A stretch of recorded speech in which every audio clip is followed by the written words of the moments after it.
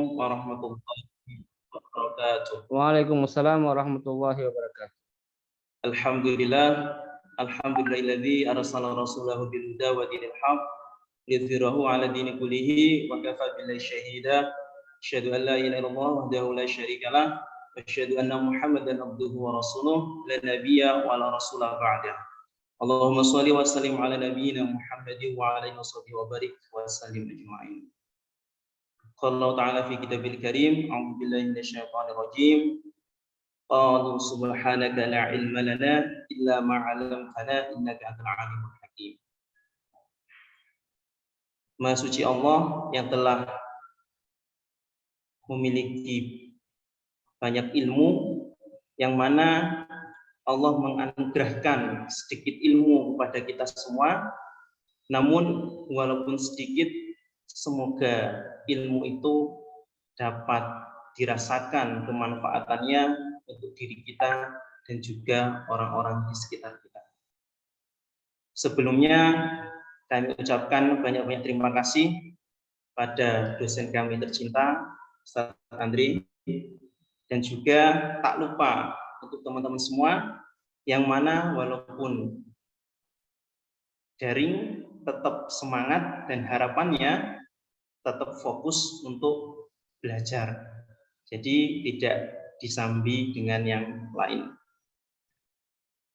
Untuk menyingkat waktu, sebelumnya dari kelompok kami yang beranggotakan Muhammad Rahman Ramadan, Haris Wiradasar, Muhammad Rizal Rahim, dan Abdul Majid. Nah, untuk Mas Reswi ini kemarin bilang untuk pindah gitu. Jadi akhirnya tidak bergabung di kelompok kami gitu, Ustaz. Nah, selanjutnya dari kelompok kami akan menyampaikan yakni karya Ma'alimu at-Tanzil Al-Baghawi. Nah, teman-teman semua, di antara ciri kemajuan Islam dulu itu menghasilkan banyak karya. Tentunya bisa kita kenal sampai sekarang dari ulama-ulama hebat. Nah, harapannya motivasi untuk kita semua yang mengambil prodi IKT ya, bisa meneruskan jejak-jejak beliau, mungkin lewat tulisan-tulisan kita, jurnal maupun yang lain. Nah, dari kelompok kami akan menyampaikan ada 6 pokok pembahasan yang mana akan disampaikan oleh kelompok kami.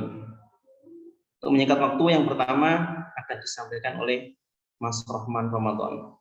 Silahkan. Bismillahirrahmanirrahim. Ma'alim at-Tanzil adalah sebuah karya monumental dalam bidang tafsir Al-Quran. Yang pertama adalah biografi dan karya Imam Al-Baghawi.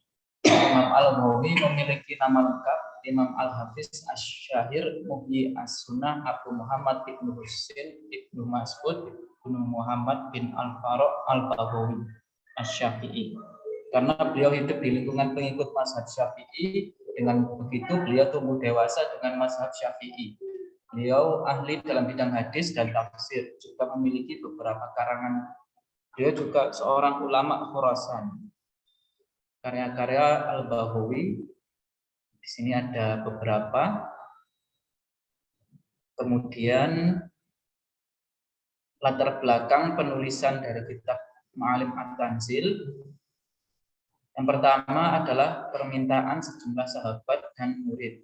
Kemudian yang kedua melaksanakan wasiat Rasulullah SAW. Kemudian yang ketiga mengikuti ulama salaf yang terdahulu dalam melestarikan ilmu tafsir. Selanjutnya akan dilanjutkan oleh Mas Faris. Semoga. Baik, selanjutnya ada metode dan corak penafsiran kitab Ma'alim at-Tanzil.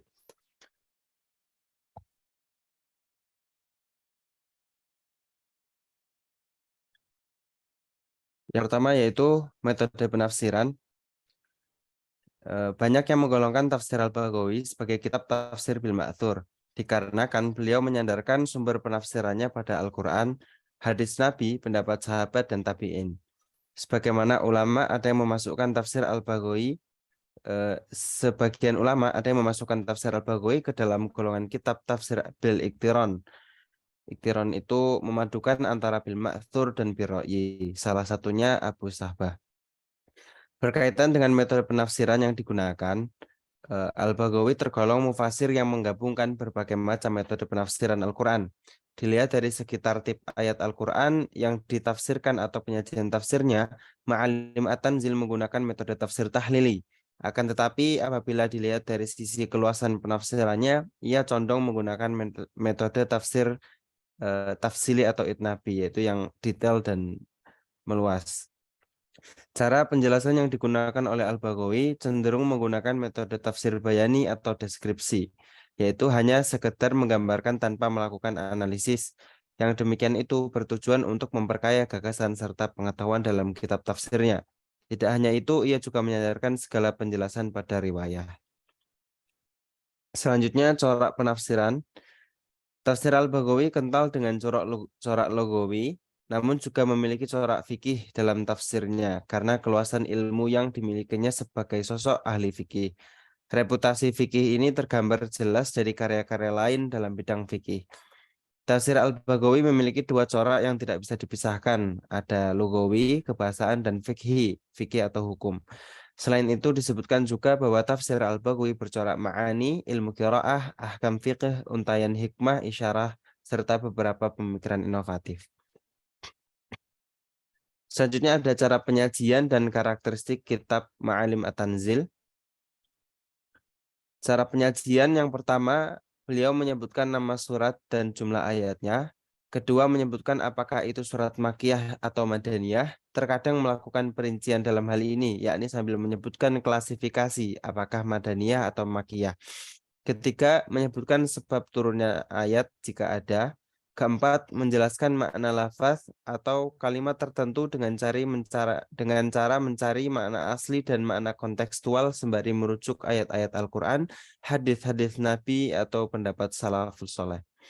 Kelima, menyebutkan beberapa i'rab dari kalimat tersebut dan pengaruhnya terhadap makna. Keenam, ketika ada ayat yang berhubungan dengan akidah atau tauhid, ia menjelaskan berdasarkan pendapat ahlu sunnah dan melakukan penolakan atas aliran lain. Ketujuh, ketika ada ayat yang berhubungan dengan hukum, beliau menyebutkan pendapat-pendapat ahli fikih seperti Imam Syafi'i, Abu Hanifah, dan lain-lain. Kedelapan, untuk periwayatan, Al-Baghawi menyebutkan semua sanad periwayatannya di awal kitab, sehingga ketika menafsirkan ayat, ia tidak perlu lagi menyebutkan sanadnya.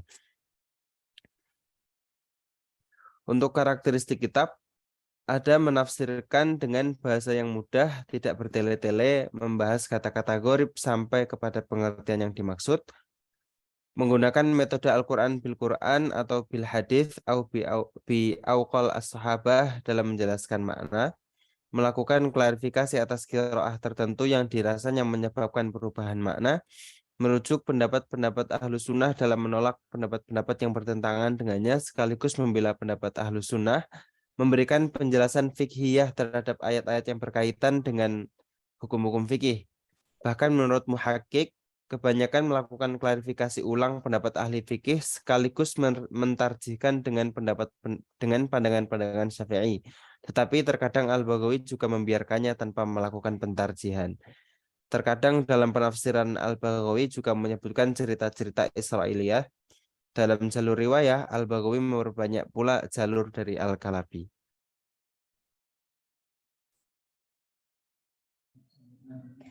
Baik, Selanjutnya, selanjutnya nomor Mas Rizal, semoga. Baik, selanjutnya nomor 5, kelebihan dan kekurangan kitab Ma'alim At-Tanzil. Pertama, kelebihan kitab. Tafsir ini adalah salah satu kitab tafsir pertama yang menampilkan pembahasan dengan bahasa yang ringan. Dua, menyuguhkan penjelasan yang padat dan informatif yang bersandar pada riwayat. Tiga, jarang menggunakan istilah-istilah ilmiah seperti yang terdapat pada bidang sastra, fikih, dan ilmu kalam atau akidah, sehingga mudah untuk dipahami pembaca. 4. Sangat selektif dalam memilih hadis, hanya menyertakan hadis sahih dan hasan karena standar kualitas persyaratannya yang tinggi. 5. Menyertakan berbagai penjelasan meliputi penafsiran ayat dengan ayat yang lain atau munasabah, hadis, fikih, bahasa, dan pendapat-pendapat ulama. 6. Tidak banyak menyebutkan qiraat, hanya qiraat yang memungkinkan perubahan makna. 7. Sangat perhatikan aspek kebahasaan dengan detail seperti kaidah-kaidah bahasa Arab. 8. Terdapat hukum-hukum dalam tafsirnya sehingga menjadikan pembahasannya meluas. 9. Menyertakan berbagai macam gagasan dalam menafsirkan Al-Quran. Kemudian kekurangan kitab. Pertama, bagi para peneliti dan mengkaji tafsir, kitab ini belum memberikan penjelasan yang mendetail karena pembahasannya singkat dan meluas, tidak mendalam. Kedua, jika terdapat perbedaan pendapat atau riwayat, sebagian besar hanya menukil dan jarang mentarjih serta memberi komentar atas perbedaan yang dinukil. 3. Masih banyak menyertakan cerita Israiliyat khususnya yang bertentangan dengan derajat atau sifat maksum para nabi, seperti penafsirannya tentang kisah Nabi Yusuf, Daud, dan Sulaiman yang menjadikan tolak ukur kebenaran adalah kisah Israiliyat, yang seharusnya perlu diteliti ulang validitasnya. Al-Baghawi dalam kasus Israiliyat termasuk orang yang menerima dengan menetapkan kelonggarannya. Yang keempat, fanatisme dalam bermadhab fikih dan aliran yang mengakibatkan subjektivitas dalam penafsiran. Kemudian bisa dilihat teman-teman, ini adalah contoh dari kitab tafsir Ma'alimut Tanzil. Dan di sini ada tafsir surat Quraisy. Mungkin saya kembalikan kepada moderator. Baiklah, itu gambaran singkat dari Ma'alimut Tanzil yang mana banyak pelajaran yang dapat kita ambil. Tentunya kita tidak mengambil dari sisi kekurangan, karena dari kelebihan pun juga sudah banyak membantu kita. Nah, makanya dari penjelasan dari kelompok kami mungkin cukup ya. Nah, nanti kalau dari teman-teman ada yang didiskusikan, dipersilahkan. Langsung saja teman-teman, izinkan saya selaku moderator di kelompok ini dan selaku presentator juga memperkenalkan kelompok kami. Yang pertama Ulfa Nur Fajriana, Nasirus Sunnah, dan saya sendiri Faruq Damar Fatah. Langsung saja masuk ke pembahasan tentang tentang tafsir Tanwir Al-Mikbas min Tafsir Ibnu Abbas oleh Al-Fairuz Abadi. Yang pertama, terkait biografi perawi kitab. Biografi perawi kitab sendiri adalah, nama panjangnya ialah Muhammad bin Yaqub bin Muhammad bin Ibrahim As-Sayrozi Al-Fairuz Abadi. Nama lengkapnya adalah Abu Thahir Muhammad bin Yaqub bin Muhammad bin Ibrahim bin Umar bin Abu Bakar bin Ahmad bin Mahmud bin Idris bin Fadlul Al-Fairuz Abadi As-Sayrozi Asy-Syafi'i Al-Fairuz Abadi. Pada Rabiul Akhir.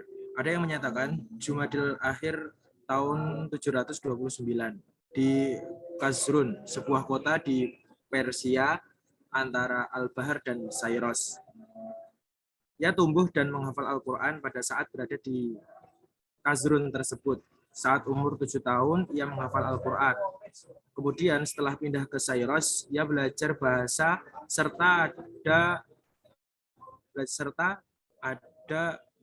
adab dari ayahnya sendiri, di samping kepada Qawam al-Din, Abdullah bin Mahmud, dan lainnya. Lalu yang selanjutnya tentang tafsir Tanwir Al-Misbah sendiri. Tentang kitab Tanwir Al-Mikbas min Tafsir Ibnu Abbas ini merupakan kitab yang ditulis oleh Maj'ad-Din Al-Fairuz Abadi yang juga penyusun Kamus Al-Muhib. Sehingga di dalam kitab ini beliau yang dikutip dari serangkaian jalur periwayatan yang sampai kepada Fairuz Abadi. Jalur sanad kitab ini merupakan sanad yang salah satunya di antara jalur sanad yang meriwayatkan secara khusus tafsir Ibnu Abbas di samping jalur lain yang banyak jumlahnya. Dari beberapa jalur tersebut, ada yang menyatakan bahwa sanad yang paling baik adalah yang melalui Ali bin Abi Thalhah Al-Hamidarin Ibnu Abbas.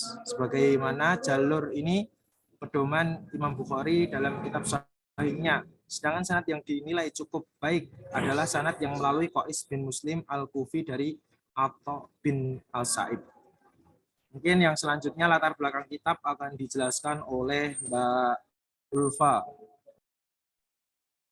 Ya, kemudian latar belakang kitab. Dalam catatan sejarah dikatakan bahwa sosok ulama seperti Al-Faizu Zabadi memiliki wawasan dan pengetahuan yang luas. Ia banyak belajar dari ulama-ulama besar di zamannya. Selain tercerahkan oleh buku-buku bacaan yang dikonsumsinya, kemampuan menghafal dan ia tekun bergelut dengan banyak referensi. Selanjutnya tentang Ibnu Abbas, ia adalah seorang sahabat Nabi Muhammad SAW yang ahli di bidang tafsir Al-Quran, sehingga sangat beralasan jika ia digelar terjemahan Al-Quran atau penafsiran Al-Quran. Selain kedalamnya dalam ilmu tafsir, ia juga dikenal sebagai peletak dasar ilmu-ilmu tafsir yang sampai saat ini masih tetap dirasakan, khususnya tentang makna kata-kata tertentu yang ada di dalam Al-Quran. Kemudian ada metode tafsir. Tafsir ini menggunakan metode ijmali atau global, atau metode mengingat penafsiran dilakukan kalimat per kalimat, ayat per ayat, surah per surah secara berurutan dari awal surat hingga akhir surat dengan tafsiran global, thoriqah al-mujmal. Bahkan kalau boleh dinyatakan tafsir ini mirip polanya dengan Jalalain, yaitu mencari makna padanan. Apakah padanan itu diambil dari bahasa ataukah riwayah? Akan tetapi Al-Fairuzabadi hanya bermaksud mencarikan dari riwayat, khususnya kepada Ibnu Abbas, sesuai dengan penampakan kitabnya Tanwir al-Mikbas min Tafsir Ibnu Abbas.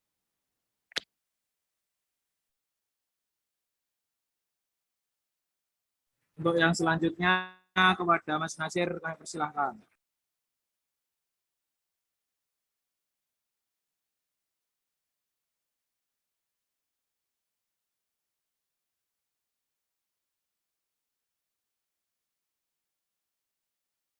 Baik, karena Mas Nasirnya nggak ada, maka saya akan melanjutkan terkait corak tafsir Tanwir al-Mikbas. Ditinjau dari segi laun atau corak tafsirnya, sulit ditentukan secara pasti mengingat orientasi dan wacana mufassirnya kurang begitu nampak.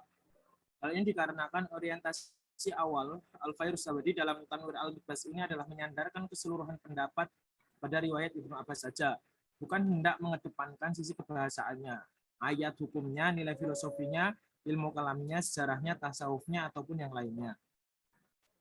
Lalu karakteristik tafsir. Menurut Amin Al-Quli, Tanwir al-Mikbas merupakan kitab yang ditulis oleh Fairuz Abadi yang juga penyusun Kamus Al-Muhit. Selain janggal oleh periwayatan dan juga penyandaran kata atau tidak dikenalnya riwayat menjadikan kitab tersebut bukanlah susunan Ibnu Abbas sendiri, melainkan riwayat beliau yang dikutip oleh serangkaian jalur periwayatan yang sampai kepada guru Fairuz Abadi. Hanya saja penamaan disandarkan pada Ibnu Abbas. Lalu materi yang terakhir tentang kelebihan dan kekurangan kitab. Mungkin Mbak Ulfa akan membacakan tentang kelebihan dan kekurangan kitabnya. Ya, kemudian kelebihan dan kekurangan kitab. Yang pertama kelebihannya, secara bahasanya itu singkat dan padat serta mudah dipahami. Kemudian penjelasannya yang sistematis dibandingkan tafsir bil maksur yang lain. Kemudian bahasanya tidak berbelit-belit dalam penafsiran ayat. berisikan penjelasan, berbobot, dan kemudian kekurangannya, sebagaimana tafsir dengan metode ijmali yang lain, tafsir ini kurang mendalam dalam membahas sebuah tema. Otentisitas penyandaran tafsir ini ke Ibnu Abbas diragukan. Kemudian otentisitas penyandaran tafsir ini ke dalam Al-Fairuzabadi juga diragukan. Hal ini akan dibahas kemudian. Sekian dari saya. Baik, mungkin hanya itu presentasi yang dapat kami sampaikan. Apabila ada yang dibingungkan, bisa ditanyakan. Semoga teman-teman dapat memahami apa yang kami presentasikan. Fastabiqul khairat. Assalamualaikum warahmatullahi wabarakatuh.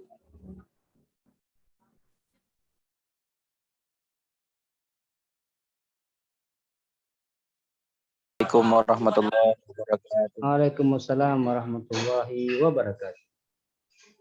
Innal hamdalillah nahmaduhu wa nasta'inu wa nastaghfiruh wa na'udzu billahi min shururi anfusina wa min sayyiati a'malina.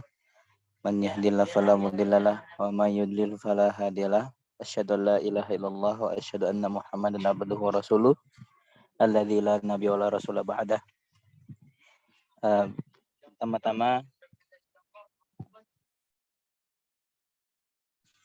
Pertama-tama terima kasih kepada dosen pengampu kita yang memberikan kami kesempatan untuk bisa menghimpun hasil kerja kelompok kami yang berjudul Ruhul Ma'ani yang beranggotakan saya sendiri Abdillah Toha dengan NIM G100 2073, kemudian ada Muhammad Agus dengan NIM G100 2079, ada Ari Hardianto, Ahmad Hanafi, dan Haldias Rahmatul Ali. Pertama-tama kami akan membahas perihal biografi dari Imam Al-Alusi. Abu Sana Syihab Al-Din Al-Sayyid Mahmud Afandi Al-Alusi Al-Baghdadi. Beliau dilahirkan pada hari Jumat tanggal 14 Sya'ban tahun 1217 Hijriah atau yang bertepatan pada tahun 1802 Masehi di dekat daerah Kurk, Baghdad, Irak. Al-Alusi merupakan seorang ulama di Irak yang pernah menjadi mufti Baghdad, pemikir dan ahli polemik. Ia juga memiliki pengetahuan yang luas sehingga ia dikenal dengan Allamah, yaitu seorang ulama besar baik dalam ilmu nakli maupun dalam ilmu akli yang mengetahui setiap cabang dan dasar dari kedua bidang ilmu tersebut. Sejak ia muda, ia dibimbing oleh ayahnya sendiri, yaitu Syekh Al-Suwaidi. Selain itu, ia juga berguru kepada Syekh Al-Naqsabandi dari Imam Al-Naqsabandiyah. Beliau belajar tentang ilmu tasawuf. Oleh karena itu, wajar jika dalam penafsirannya, ia menggunakan pendekatan sufistik sebagai upaya mengungkapkan makna batin atau esoteris.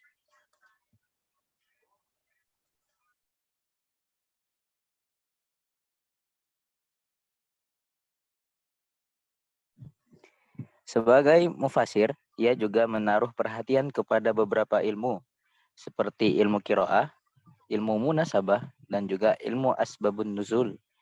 Ia banyak melihat syair-syair Arab yang mengungkapkan suatu kata dalam menentukan asbabun nuzulnya. Sekitar tahun 1248 Hijriah, Al-Alusi mengikuti fatwa para kalangan Hanafiyah. Ia sudah mendalami dalam perbedaan mazhab-mazhab serta berbagai corak pemikiran dan aliran akidah. Ia beraliran salaf dan bermazhab Syafi'i. Meskipun ia banyak mengikuti Imam Hanafi dalam banyak hal, namun ia juga banyak menggunakan ijtihad.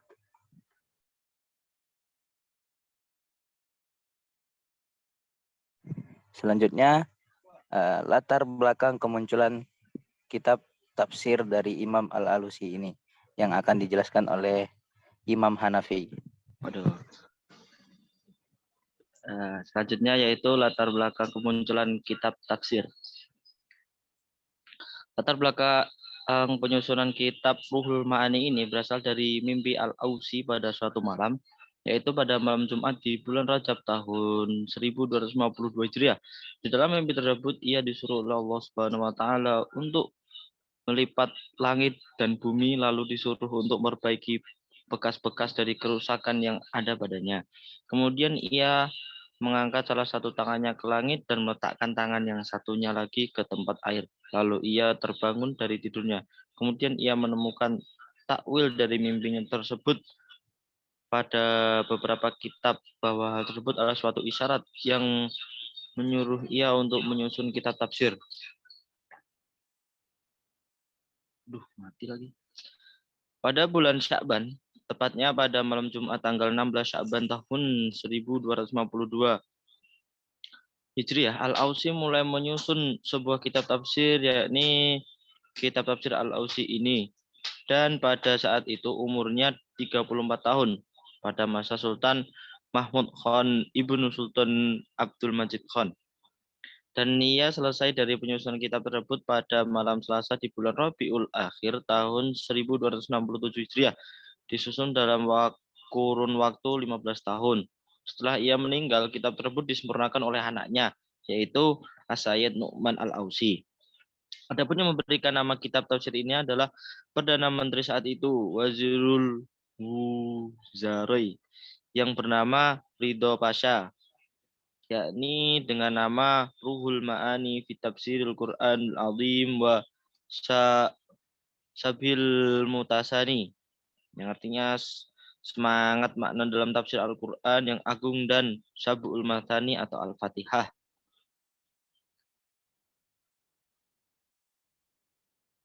Nah, saya kembalikan ke moderator. Ya, selanjutnya metodologi yang dibacakan oleh Haldias. Kemudian metodologi. Metode yang dipakai oleh Al-Alusi dalam menafsirkan Al-Quran adalah metode tahlili. Metode yang ditempuhnya Al-Alusi dalam menempuh langkah-langkah ada 6, yaitu sebagai berikut. A. Menyebutkan ayat-ayat Al-Quran dan langsung menjelaskan makna kandungan ayat demi ayat. B. Dalam analisisnya, terkadang juga Al-Alusi menyebutkan asbabun nuzul terlebih dahulu. Namun, kadang beliau langsung mengupas dari segi gramatiknya, kemudian mengutip riwayat hadis atau qaulid tabi'in. C. Menerangkan kedudukan suatu kata atau kalimat yang ada di dalam ayat tersebut dari segi kaidah bahasa atau ilmu nahwu. D. Menafsirkan dengan ayat-ayat lain. E. Memberikan keterangan dari hadis nabawi bila ada. F. Mengumpulkan pendapat para penafsir terlebih dahulu. Lanjut. Habislah. Corak dan pengajian penafsiran Al-Alusi. Pertama, menggunakan corak isyari adalah penafsiran yang dilakukan oleh para sufi yang pada umumnya dikuasai oleh ungkapan mistik. Ungkapan-ungkapan tersebut tidak dapat dipahami kecuali oleh orang-orang sufi yang menghayati ajaran tasawuf. Kedua, menggunakan corak fikih adalah corak penafsiran Al-Quran yang pada aspek hukum dari Al-Quran. Seperti yang dalam biografinya, Imam Al-Alusi juga tenar ahli ijtihad, sehingga hal ini mempengaruhi corak penafsirannya dalam ayat ini dengan analisis fikih, sekalipun ia juga mengambil beberapa pendapat fuqaha.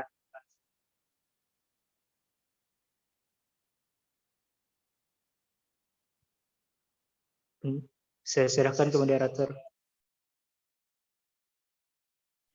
Selanjutnya, kelebihan dan kekurangan.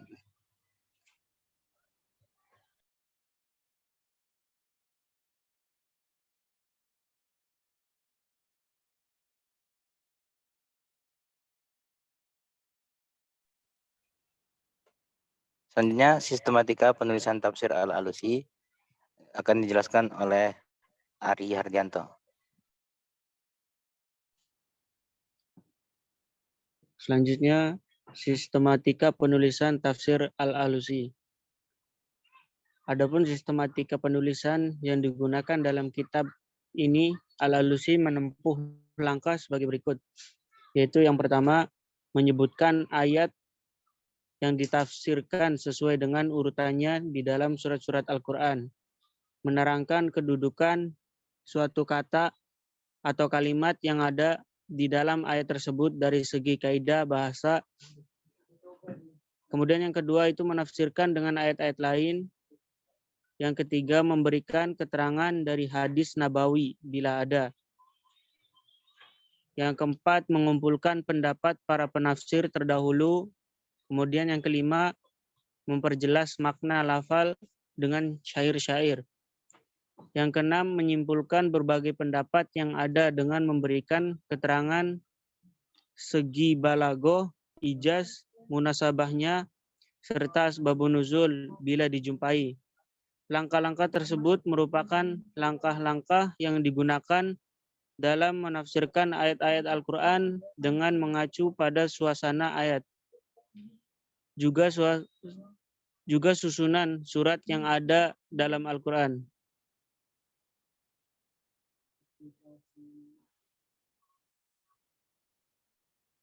Kemudian kelebihan itu ada dua. Yang pertama, Imam Al-Alusi dalam mengawasi ayat-ayat sangat memperhatikan ilmu-ilmu tafsir atau ulumul Quran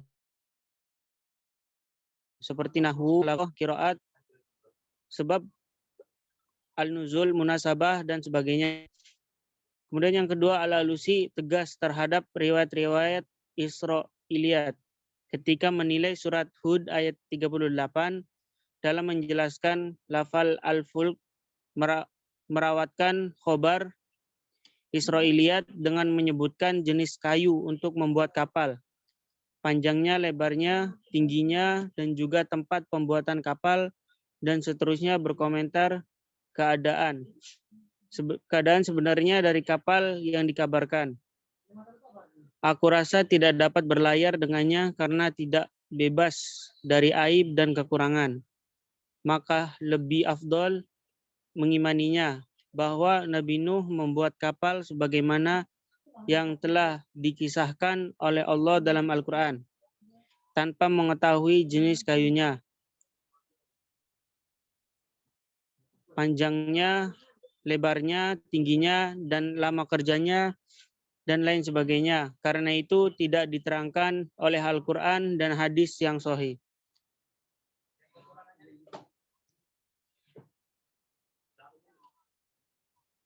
Kemudian menurut Al-Sabuni, tafsir Al-Alusi adalah bahan rujukan yang terbaik dalam bidang ilmu tafsir, riwayah, diroyah, dan isyarah, serta meliputi ulama salaf maupun khalaf dan ahli-ahli ilmu.